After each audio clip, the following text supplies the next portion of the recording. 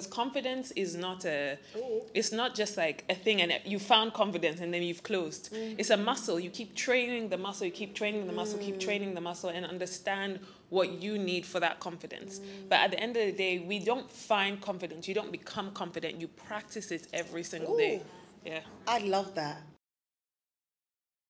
Hey guys, I'm Michelle Marbie Davies and welcome back to my YouTube channel, Love Marbie, where we share about all things home, heart and hosting. If you're new to me, I always say just imagine if Oprah and Martha Stewart had a baby, I would basically be the end result because I love rich, deep conversations, but I also love hosting, entertaining, having dinner parties and just elevating my home in general. Now, on the heart side of things, the rich, deep conversations, like I said, I really believe that gathering is transformative. Whether you are at a conference or maybe a dinner party, an event, when the space has been intentionally curated with a purpose in mind, it really helps for you to leave there with something tangible. And even if it's a dinner party at home, sometimes I love nothing more than just allowing the conversation to flow into the late hours of the night. And you're able to take something away that can literally change the trajectory of your life. I think sometimes we overlook the power of conversations that we have with people in passing, but especially at a table. And that's why I started my event, Tables and Tales. I like to describe it as kind of a dinner party for over 80 women. It's a large dinner party, but I love being able to let women come dressed up, elegant, dressed to the nines. And it's not a birthday party. It's not a wedding. But you can come, you can be elegant, you can be served a 3-course meal, teas and coffees afterwards, everywhere is decorated to the nines, and you are just treated like you are special, because you are, right? And I love having that as a canvas for a gathering where we can actually explore a particular theme each time. So this has been running since 2019. And we typically have a theme or a topic that we explore. So the first one was make room. So it was all about making room for the new by letting go of the old. Then the next one was homecoming, the gift of self-discovery. And then we did bloom, and then we did daring greatly. Now, like I said, there is a theme to explore, and we explore those themes through conversations, right? Through the decor and through different touch points as well, but mainly through the conversations that happen with myself and whoever our guest speaker is. And last year, 2024, we had the amazing Hayet Rida. My life has been personally impacted greatly by Hayet. She, as she loves to call herself, the pivot queen, is just a testament to what it looks like when you choose to live life intentionally, not on autopilot, and you also are intentional about impacting people who you encounter, whether it's through her classes, her marketing workshops, or even just through tips and gems that she shares on her stories. I have always been left better whenever I encounter her. And I've had the privilege of being able to kind of speak to her one-on-one, and she mentioned she was coming to the UK, and I said, we have to have you at Tables and Tales. So this is basically the conversation that we had during that event. The theme was daring greatly, because when I thought of Hayet, I thought of someone who just dares greatly, who takes life by the balls, as we often like to say. And, you know, when I think about her journey, different parts of her journey, especially around Koi, around starting that up, around turning lemons into lemonade, I think of someone who dares greatly, who doesn't sit on the sideline criticizing others, but chooses to live this one life with intention, with zest, with a zeal for life that is contagious. So I thought it would be great to share the conversation that we had with you. Again, like I said, it's about daring greatly. It's about what it looks like to live life with intention, take risks, and live life fully instead of sitting on the sidelines of your own life. I hope you enjoy it. I hope you're able to take something away from it. If you'd ever like to attend any of the Tables and Tales events in the future, please head over to my Instagram at Marbie's Kitchen. So that's Barbie with an M, Marbie's Kitchen. And you can learn more about it, or you can subscribe to my newsletter, which I will link below. Tickets always go to those first. So it's typically held in London, but a little birdie told me that we are coming to America this year. So stay tuned if you want to attend. But here's the conversation. I hope you enjoy. Bye. I am so excited, so honored to bring on our bold, our transparent, our vulnerable, our pivot queen. Can we give a round of applause for Hayet Rida? That's Kwashoko. Okay, amazing. Welcome, Hayet. Hey, so you guys really came, huh? We came. Wow. How are you feeling? Wow. I don't do well with receiving my flowers, but that was a moment. We have all the flowers to give you because for that. Same with how you said on Instagram Live the other day, sometimes you don't know that the thing you're doing is impacting people and their generations to come. Yeah. I know that in what you do and in the way you share, you have literally changed the trajectory of people's lives, even if they don't always come back to tell you. This room is like proof of purpose. All the times I wanted to give up, this room is like, ooh, girl, I'm glad you didn't. So thank you all. Thank you. Thank you. Thank you. Thank you. Okay, so we're going to get into the meat of the conversation. I just want you all to know she did not give me a heads up of the questions. Oh, no. So the way you guys don't know what she's about to ask, me too. 100%. Because you get on IG Live and you be dropping whole TED Talks. So I just thought, you got this. Mr. Piano Man, I hope you're ready for the cues, huh? Okay. Yeah. Oh, hey. I just feel like an altar call. Okay, so yeah. So before we get into the meat of the conversation, I want to ask you some quick fire questions. Okay. So we can get to know you a little bit better. Okay. Okay, so first of all, first question, what do you think I'm going to ask you? So, where are you from? Listen, I'm from Ghana, Wait, where are the Ghana babes? Ghana babes? Okay. Where are the wannabe Ghana babes? Okay. Nigerians, you can put your hand up. It's okay. Hey, where are the Niger babes? Okay, amazing. Tanya, can I borrow you for a second, please? So, can I ask you? Yes. Which one are you picking? Is it Ghana jollof or is it Nigeria jollof? I just have a question. Okay. I got a question for you. No, but here's the actual honest answer. Senegalese jollof is the honest answer. That they have the best jollof. You have to go to the originators. Okay. We are both copies, so let's just on this stage, let's shake hands. Okay. Ghana and Nigeria. Nigeria, no, they carry. Oh, your hands are so soft. My God. Well, moisturized queen. Oh. Is the one you guys have at the back? Oh, yes. Okay. Yeah, you guys will see it in the library when you go through. Okay. So other questions that are not as controversial, maybe not, and you guys can let us know as well as Hayet is answering. Which goes first, milk or cereal? Sorry, but why? Why? The milk is like a blanket to the cereal. Yes. So you have to measure the cereal and sprinkle the milk. You measure the cereal? Hey, this is a fight, huh? You guys, it's just milk and cereal, huh? Okay, hands up who put cereal first. Okay, those people that have their hands up, you go to the back and kneel down. Because I don't understand that. Okay, let's now ask, is it cold or hot milk? Cold. So your tits should just be shattering. Okay, since everybody wants to be controversial,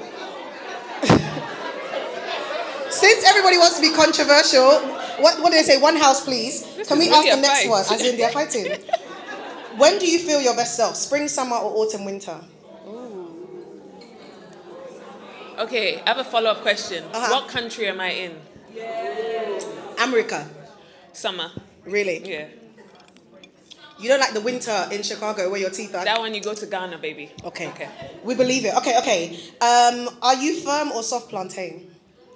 Oh, crispy on the edges, soft in the middle. So like... Okay. You guys know plantain. No. Okay. You just eat bananas. Okay. What's your favorite kind of flower? Do you have one? Yes, white roses. Oh, yes. We love a classy babe. Hey. Right, so you can only eat one meal for the whole of 2024. Like the rest of the year. We can't change it. Breakfast, lunch, dinner for the rest of the year. What's your meal of choice? Crispy calamari. Oh. Yeah. Okay, and are you like a crispy calamari with a particular dipping sauce, or is it just... No, crispy calamari. Just on its own? Yeah. So I actually have a thing, every restaurant I go to, if it has calamari, I have to order it. Ooh. So I've tasted probably over 400 calamari. Okay. Have you tried any in London? Okay. Best one is from Olive Garden. No. Can you imagine? Consistent. I mean, sometimes you'd be surprised by the place. Okay. Final question. You have £1 million. That's too small for you. Hey. You have £5 million, pounds sterling. And we use pounds because pounds is the only currency with a surname. Cool. Okay. Pound sterling. £1 million to give a 20-minute TED Talk on anything. What are you talking about? Failure. Oh. My favorite topic. If you had to give us one phrase about failure, your perspective on it, what would it be? Failure is the best research. I know you're going to preach, not in the quick fire. Listen. Okay. This is just a quick snack. We're about to get into it. Yeah. Quick snack. Okay. So we're going to get into the meat of the conversation because I'm just so excited to talk to you. I feel like you give so much online anyway. And after this session, we're going to have a Q&A following this. So please be having questions. Hayet is not... Have you been to London like this long before? Oh, this is probably the longest before, from when I was like 8 years old. So as you're seeing her in the flesh, please take what you need. My visa expires on Tuesday, so you people, let's... She didn't even get the long form visa. Okay, No. so let's utilize it. Okay, so can I ask you, if you had to define daring greatly in a sentence, what would you say it means? Girl, when we were backstage, I asked her, please, what's the first question so I can prepare? She didn't mind me. I didn't mind you, sorry. Wow, Plato. I think to me, daring greatly is, I think what I want people to take away from daring greatly is it's the greatest gift. A lot of times when we want to do something, we want to have written the entire blueprint. We want to know what's at the finish line instead of just lacing your shoe and go to the start line. And so I think daring greatly is that mindset that when you stand at the start line, you don't care what anybody is saying. You don't care if you fail. You're like, if I fail, what will happen? Will I die? Yeah. And so to me, that is the embodiment of daring greatly. And you speak about that so often online, and I love that you share that. And we even see you living that out in terms of your ventures, which we're going to get into. But you mentioned, okay, so if I fail, will I die? No, you won't. And not always having a blueprint. I know when we spoke about this event, when I was even thinking, literally what I said to you guys initially, I was like, what are we going to title it? What's the theme? Because normally I like to sit and really think on it. And Hayet was like, part of my life story, part of my experience has been this whole journey of, I don't have the blueprint all the time, but I take the leap. And have you always been like that? Or was there a point where you were like, okay, no more over planning? Were you an over planner previously, or? I don't think I've always been like that, but I think there were enough situations where I was forced to just surrender. And then on the other side, I looked back and I was like, oh, well, thank God the plan did not go according. So every time I'm scared, I will look back at everything that literally didn't go as I planned. And I'm like, so then let's wait and see what happens with this one. And I think that's the problem. Everybody wants to know you are not God. You won't know what's about to happen. And like I will always come back to our biggest fear is to fail in front of people. That's what you're scared of. Did you read my notes? Kindred stories. Did you read my notes? On this your big iPad.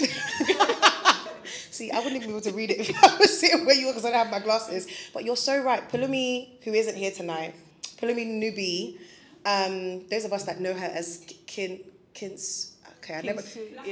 Black. Yeah, we know her. For those of you that might have encountered her recently, the lady that drove from Lagos to London. Listen. No, from London to Lagos.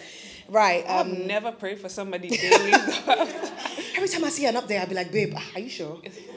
I was even like, should I call somebody in Ghana to meet her at the border? Yeah. She might have needed it, but she shared that recently, and she said sometimes we're actually not afraid to fail. We're afraid to fail in front of people. Yeah. And can you expand on that for people who might need to some really... people are about to get really uncomfortable because I'm going to say some things and I want you all to check yourselves. I think we don't know how to be friends to people with dreams. Every day we want to tell somebody, support your dream. How I first started my influencer journey was I sent a text message to a friend and I said, I had a dream that I was a successful blogger. And she replied, do it. Do you know it could have gone left if she did not say do it? So half of our problem in life is we don't surround ourselves with the people who just say do it. Even if you think it's going to fail, do not tell anybody it's going to fail. Let them fail. Actually clap for them as they are failing. Because what they will learn from there, that's the biggest gift. No business book or no mentor or that's not going to teach you anything. And I'm forever grateful for the friend who said do it because I did it. But everybody along the way will be like, hey, you're posting too much. Do you think, or if you're starting a brand, but this and this person has it as well, but are you sure there's a market for it? I think we need to stop asking people and just say, do it. Right. And it doesn't mean you have to support them. The support is just giving them permission. Because when you all start being uncomfortable about starting your own ideas, when we're backstage, I was talking to ladies and I said, that's the ghost of your tongue. You laughed at someone's website. So now you are sitting on yours because you are scared to launch it because you are laughing at someone's. You called someone that little influencer So now that you want to tell us about your beauty routine, you are shy because you are laughing at someone's. Yeah. And also I think Kelly Rowland said we should stop using the word little. Oh, this is just my little. It's not little. Yeah. And you always have to celebrate people who have the audacity to take an idea from here into here. Because everybody has an idea. All of you, I'm sure you thought you could do Fenty, you thought you could do this, but it's in your head, and I'm not applauding it for being in your head. Even if it comes to life and it fails, baby, there are some people who are on the couch and it's still in their head. At least you have proof of failure. Yes. So I think the biggest thing is, as people, we have to be able to support people who have ideas. It's not you don't have to have the answer for them, but just give them the comfort to take a chance. And to dare as well. Just getting started. Let's give her a round of applause, because I remember the first time I heard you say that. I think I first heard you say it during one of your classes. This was like a class that every class that Hayet has done. Thank God for the internet, whoever invented it. Thank God for Beyonce's internet, because it was like 2 a.m. and she dropped this bomb, and I don't know if I could sleep properly. It was 2 a.m. London time, and she said, yeah, some of you are scared to launch things because you've been so critical of other people's. That's not, like, for me, I take comfort in, I don't need to be concerned about people who are overly critical, and we'll start to talk about the inner critic and the outer critic. But I think for people where it's very easy to criticize, they've not really understood what it takes to build something. If you've tried to move a sofa yourself, and you know the aches and pains, you won't be standing there shouting pivot, pivot, pivot. You're like, it will take you time before, shout out to you, it will take you time before you open your mouth to say, look at this website. Why didn't you do this picture? And it's not that you don't have a standard of excellence, but it's understanding that it really takes so much for someone to decide to push past the voices inside their head and decide to actually launch something. So the least you can do is offer support and encouragement. And don't criticize it, is what I say. If somebody has not asked you for feedback, do not give feedback. And sometimes you also have to catch who actually wants feedback and who wants reassurance. So when people vent to me, a thing I learned was I asked them, are you looking for comfort or for feedback? Just ask people that question. And you'll be very surprised. It's just, I just need to vent this out in my head. But some people will be quick to say, the dress was not nice. And I'm just like, I'm here like, do I look okay? No. I know I look fine. I've left the house, but I just sometimes need reassurance. So we also have to learn how to ask people, do you want actual feedback? Or are you looking for comfort or reassurance? Yeah, because you're right, because I think in our communities, in our circle of friends, and even especially now where you have pseudo relationships with people online, you impact people's journeys in some way. So sometimes if someone in your life is looking to start daring greatly, you actually in some way are a part of that. And so I know we've covered the outer critic, because that was part of the things that I was thinking about when it came to daring greatly. But some of what stops us sometimes, I would say, is the inner critic. Oh, yeah. And for me, just thinking lately about kind of what the voice inside my head sounds like. I don't know if it was how many years ago, but I just decided I will only speak to myself in a particular way. If I wouldn't speak to Deborah or Hayet or anyone else in this room and say, oh my God, why would you do that? Why are you wearing that? Like, if I forget my keys at home, I'm not, oh my God, Michelle, you're so stupid. Why would you? And some of us talk to ourselves that way. And we wonder why, when it's now time to try and launch something or go after something we want, even if it's not a business project, like our inner critic is so harsh that it's almost impossible to start daring greatly. So for you, what does your inner voice sound like? Has it always sounded the way it does now, or what's been your journey to... My inner voice is my biggest enemy till today.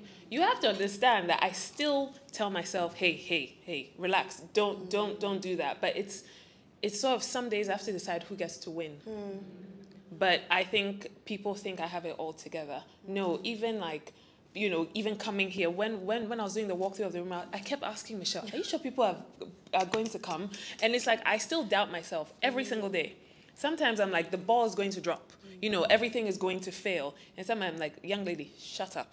So you have to know when to tell your inner critic, but sometimes your inner critic is also telling you something.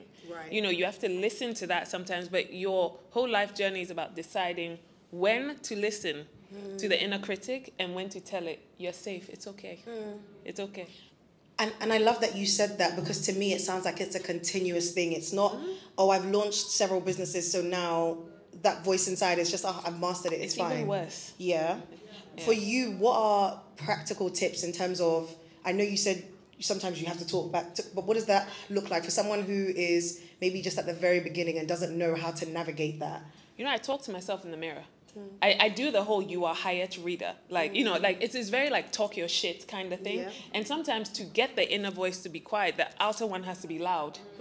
And so I'm even before I came out, I had to go to the mirror. And you thought I was putting on lip gloss. I was telling myself, listen, babe, okay, you know, I still have to do that every single day, because confidence is not it's not just like a thing and you found confidence and then you've closed. It's a muscle. You keep training the muscle. You keep training the muscle. Keep training the muscle, and understand what you need for that confidence. But at the end of the day, we don't find confidence. You don't become confident. You practice it every single day.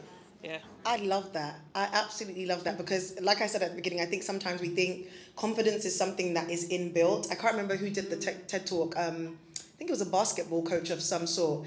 And he kind of mentioned that, you know, yes, there's like, I guess what you would call a confident personality, but Michael Jordan wasn't confident in his ability to score. Do you score in basketball? Oh, baby.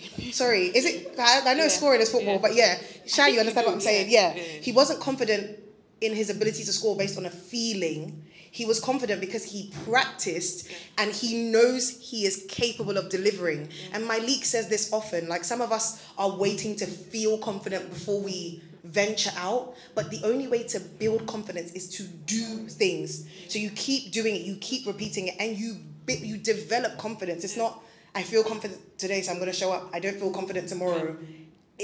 It's a continuous thing. And you also gather receipts, because when I doubt myself, I'm like, but you remember the last time you doubted yourself and look what happened. So as you practice more things, you have to keep your Rolodex of receipts of times where, as I say, you did not die.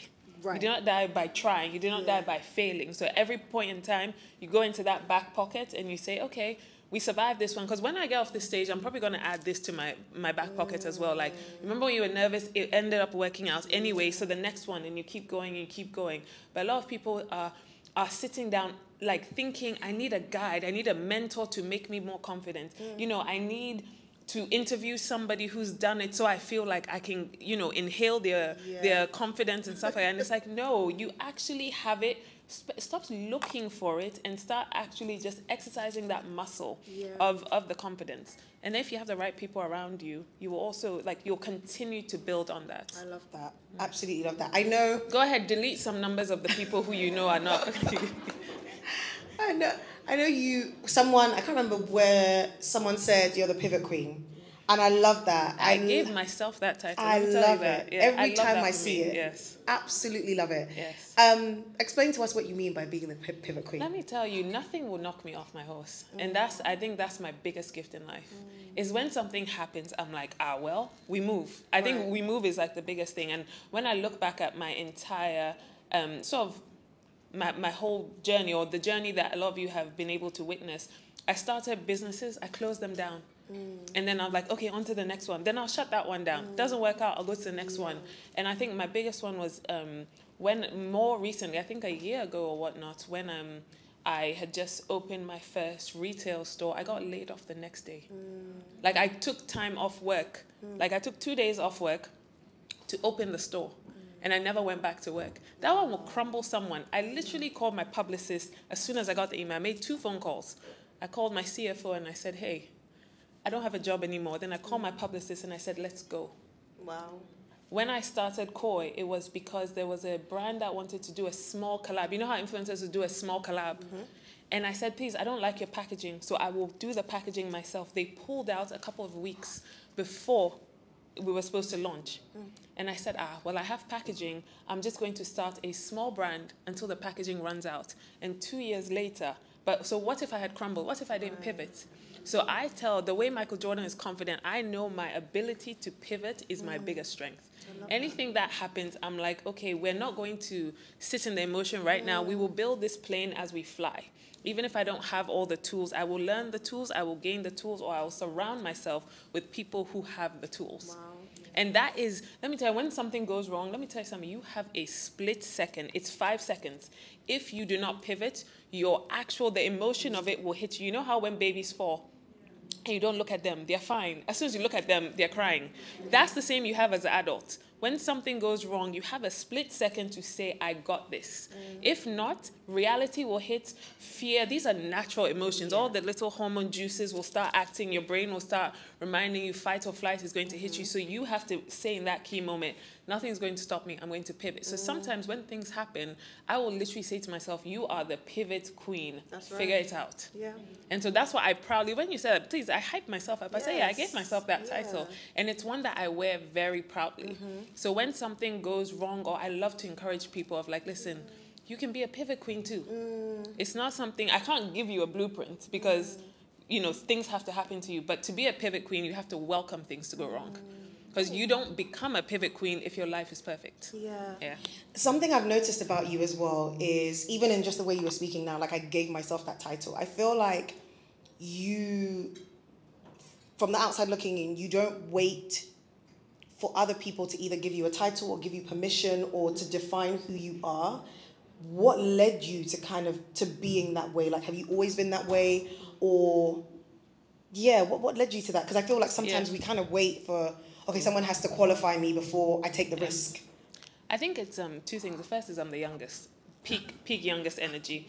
And the second of all, I remember the most confident time of my life. I was 8. I remember very clearly those days. I was super confident. And then I dumbed myself down until I was about 26. And my promise to myself was I would never dumb myself down again. I would never become small again. I would never let, you know, my thoughts of people around me. So every time I perk up, it's sort of my promise to myself that we're not going to play small again. And so that's sort of like me, I guess it's actively healing. Do we call that? Yeah. So if I start to humble myself a little too much, I say, hey, you remember those 10 years where you hated yourself and all that? We're not doing that again. And so, do you ever feel, because even as you're speaking, I'm like, okay, I know sometimes, yes, we talk about daring greatly and taking risks, but I think sometimes there's a mental conditioning that happens where we are taught to play small, especially as women sometimes, not to take up too much space. Like I remember on IG Live the other day when I came on, my closure was somewhere in the middle of my head. And I was like, oh, because I just came on to watch Hayet's live. Well, she said, oh, let me see if I can add you to the live. And the first thing I did was, oh, hey guys, I'm so sorry. My closure's back. And she stopped me because it's something I'm conscious of, but just because you're conscious of it doesn't mean you always get it right in terms of practicing the right thing to do. But that behavior that's sometimes second nature to us because we've been taught to apologize for anything that's wrong. You come on, like, sorry about the messy background. Sorry about my hair. Oh, sorry, it's only me. It's British people say that a lot. It's only me. It's just me. Did you have to unlearn any of that? Yeah, and that's why I call people out in it the most. And to give context, I think a lot of times, like, even if you practice this, if I walk up to you and I say, I love your dress, you are going to criticize the dress. Oh, this thing, oh, it's not even ironed. Oh, this is old. Or, it's not as nice as yours. And I'm the person who will tell the person, take the compliment. Do not deflect the compliment. If I tell you your hair is nice and you say, oh, this thing, it's not even the one I wanted, I don't care. I said your hair is nice.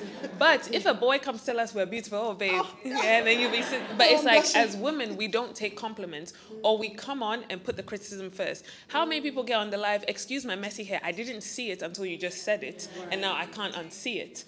Or somebody will say, ignore the pimple. And I'll be like, where is it? And now I'm looking for it. Right. And we do that almost to self-criticize because we think that's what people are seeing.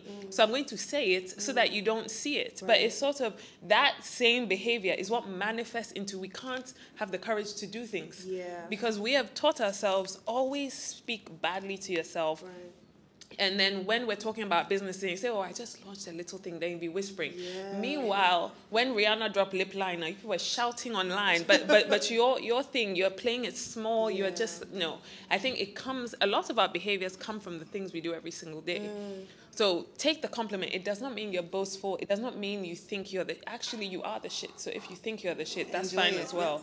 But I think those little things, they become what's that, tumbleweed. Yeah. And it'll be big, coming bigger, and then you come and say, how do I become confident? Baby girl, this thing started years ago. So I think the best practice, if somebody gives you a compliment, take it. Do not downplay it, do not criticize it, just accept it and say, thank you. Yeah. And that's it.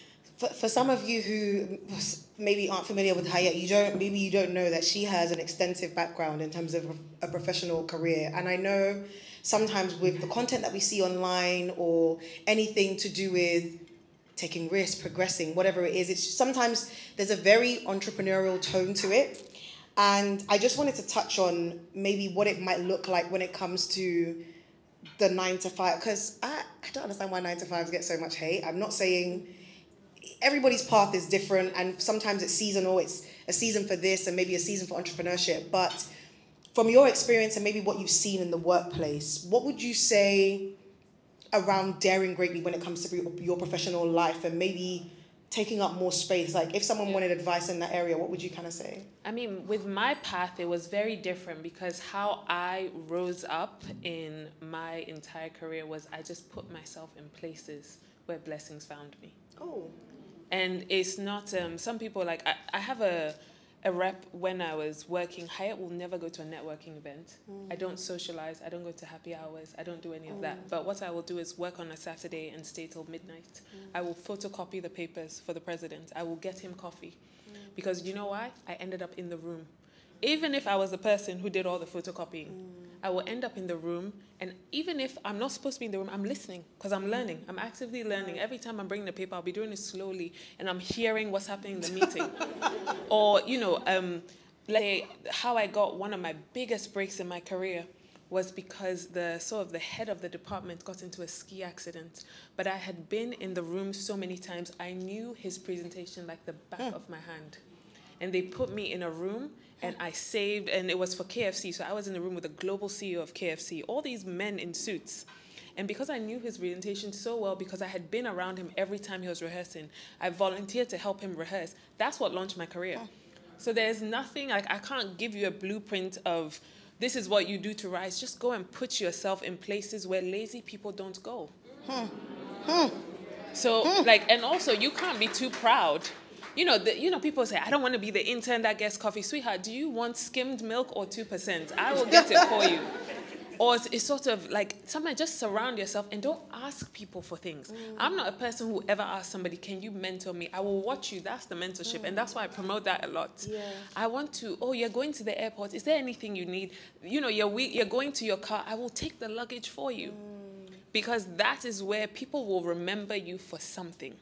But a lot of you are going the wrong way. You're trying to go the clear path that feels very corporate and feels very, you know, I'm going to go to the networking event and I have my business card ready. That's not where you network. You network because you're in the elevator and you're kind to someone. Or you compliment someone, or you ask somebody a question. So that is how, for me in the 9 to 5 world, that's how I got my, you know, my break. And now also, you have to actually have the skill set to back it up. Okay. So, you know, once you get you're poised, ready. Once you get the opportunity, I was like, oh, okay. Now I get to present this thing. I went in and I killed it. And then you go to the next level. Right. Then you're ready. It comes to you. You kill it. You kill it. You can't go ahead and be doing photocopies when you actually don't know how to do your job. So let me just clarify that one. Okay, so be skilled, be prepared, and also put yourself in the path of lightning. Where's Susan? I know that's our key phrase somewhere. She's somewhere. Okay, so 2 more questions for you. So for me, that's all? No, we are coming back. Okay. We just want to give you a break. And then we'll come back because I know the ladies have questions. I didn't want to steal all your time for myself. But when it comes to daring greatly, I know sometimes a great enemy of that is comfort. It's like where I am feels comfortable. Where I am feels safe. And it's a natural thing because, I mean, why wouldn't you want to feel comfortable? Why wouldn't you want to feel safe, right? Yeah. Do you struggle with that ever? Or even if you don't, if someone is like, this place feels too comfortable, this place feels very safe, and I don't know whether, you know, if I take the risk, I'm going to survive that, what would you say? I think I'm the worst at that. I don't like anything comfortable. And it's the curse of being a pivot queen. Things cannot feel good because you're always ready to bounce back. So things cannot feel good.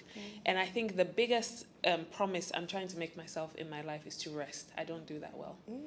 Because to me, rest in my head is conditioned to feel lazy. Okay, yeah. But your body will tell you to rest. It will. But to me, I think I also consider rest as I'm not working.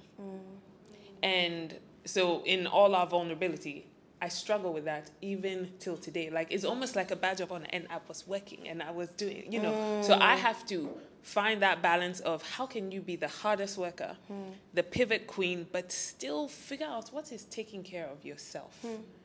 Because some have to be like, hey, it's just jewelry, calm down. Like, it's, you know, because I will work myself and happily tell someone I've not slept in 48 hours, and I actually mean it. 100%. But sometimes the problem is my purpose is so in me, I would do this forever. But then also we have to be here forever to be able to do it. So it's, I don't have an answer to that because I'm still figuring it out. Okay, and figuring out what taking care of yourself looks like what is that for you currently? Hey. How are you navigating understanding that? Because it's little boundaries. Like being in London and say I'm not doing any photo shoots. That was a big one for me.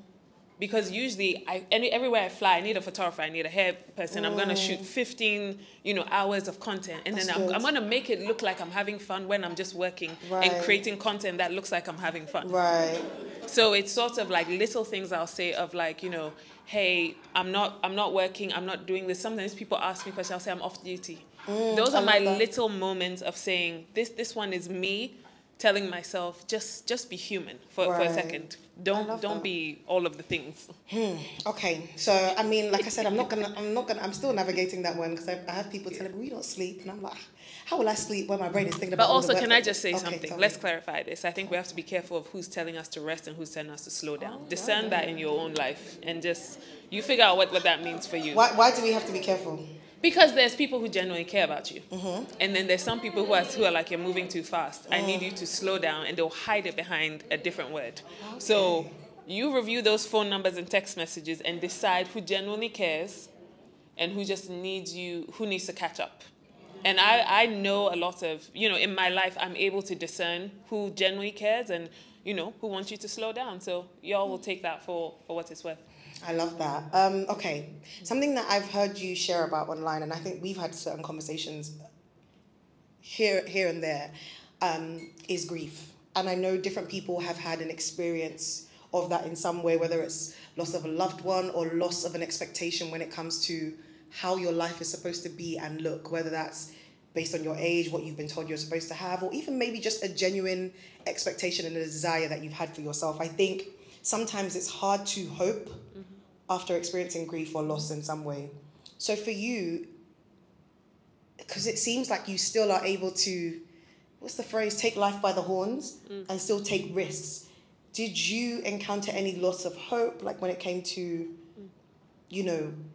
experiencing grief afterwards, or has that affected you when it comes to, taking risks? Yeah, I think the person who I think of when that comes to mind is my sister-in-law.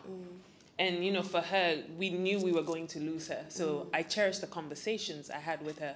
Because when you meet someone who knows they're going to die and you hear them talk about the life they want to live, you feel stupid when you are waiting on your life to try. Wow.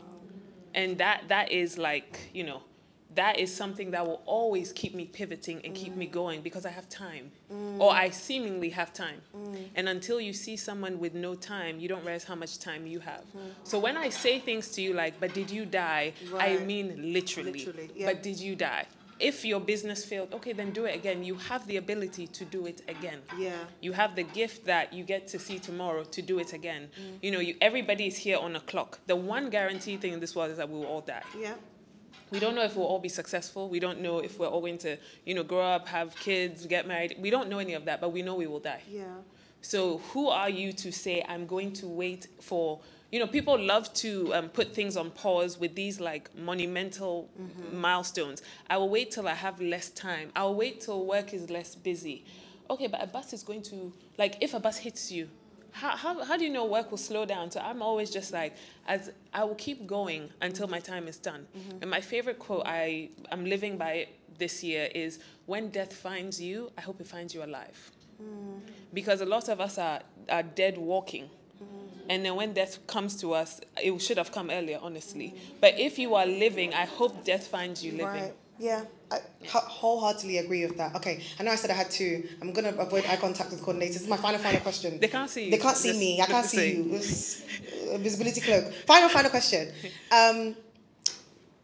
In terms of taking risk and daring greatly, let's say especially, for example, with Koi, what's been the greatest joy for you? Meeting people wearing Koi. Because I think everybody becomes order number 27, but when I see it in real life, it's proof. Because think about something. Me, imposter syndrome, I wear that thing like a chinchilla coat. I don't actually, sometimes believe I'm building what I am building. So when I see people, I think there was a young lady or like a couple of young ladies over there, and like her, I was like, she's wearing vintage koi. Like that was last year. Yeah. And that is proof of all the times where I'm like, this is too much. I'm not doing this thing again. That's important. Seeing you all in a room is everything I do is online. Me behind the screen and, Instagram accounts, this and that. I don't get to see people in real life. Hey, are you kicking me off the stage? Because I thought, okay, sorry. I thought that's what that was. But getting to see people in real life, that's proof of purpose, is what I say. So to me, that is super important. And yes, I won't get emotional, but we'll keep it cute because this makeup is nice. Yes. Listen, but I think it's, I had a very big moment when I walked in and I was just like, are they sure they're here for the right thing? That's so funny. But I think that is, so again, I want to thank you all because this in itself is the reason why I should keep doing what I'm doing. I doubt myself all the time. I don't always think I'm great. I have to actively remind myself, but getting to see people and, hearing someone say, and, because of you, this happened. Right. That is the only vaccination against imposter syndrome. Hayet. Oh, we cannot finish. We finish, but we'll come back again. Yeah.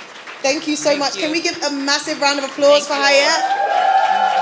Okay, pianist, over to you. Ladies, please enjoy your food. We'll be back. Keep thinking of the questions that you have when we come back for the Q&A. Thank you so much.